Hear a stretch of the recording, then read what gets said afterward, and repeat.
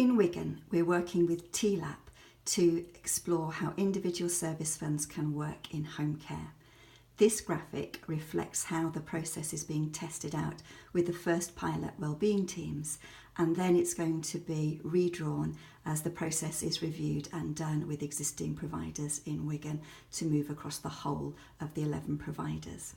So if we start up in this corner here, we're looking at 3 different ways that referrals come through to home care, either via the community through the early intervention services, through hospital via enablement services, or through social workers via social work assessment. And if the person is eligible for an indicative budget, that and the information from the assessment is shared with Zoe.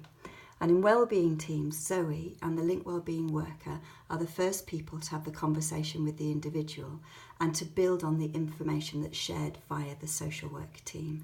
So rather than repeating information, we're building on the information that's already been gathered.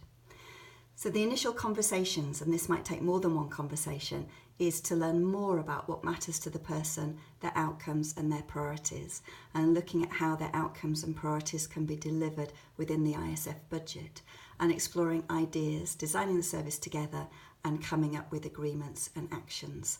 And we use the support sequence to do that, thinking about self-care, assistive technology, friends, family and community, community services and wellbeing workers.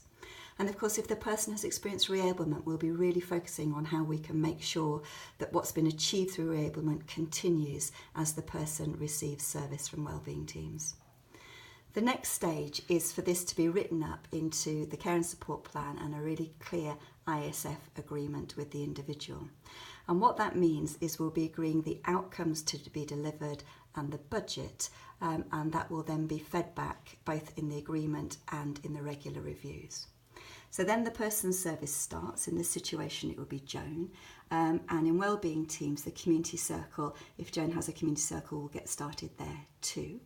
We'll be capturing what we're learning and trying and doing problem solving together at team meetings. And then there's a 3-monthly review.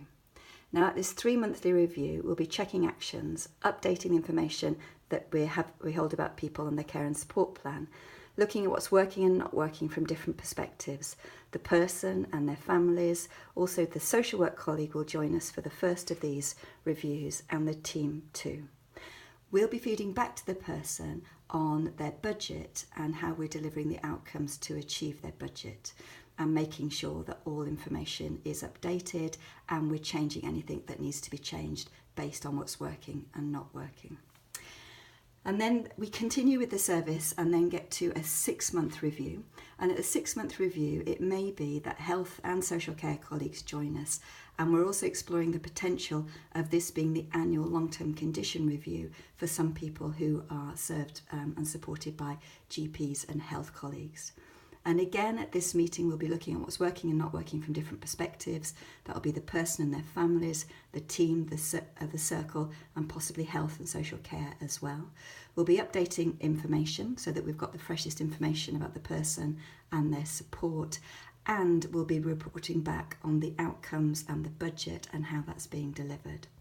And if changes need to be put in place, then this could trigger a reassessment, or it could be done through a trusted advisor process too. And then every 6 months, this information is explored with co-production partners, individuals themselves, community members, health, social care colleagues and commissioners through a process called Working Together for Change that can help identify priorities for commissioning and development and provider development over the next year, based directly on what people say is working and not working about the support they receive and how they're using their budgets to achieve outcomes.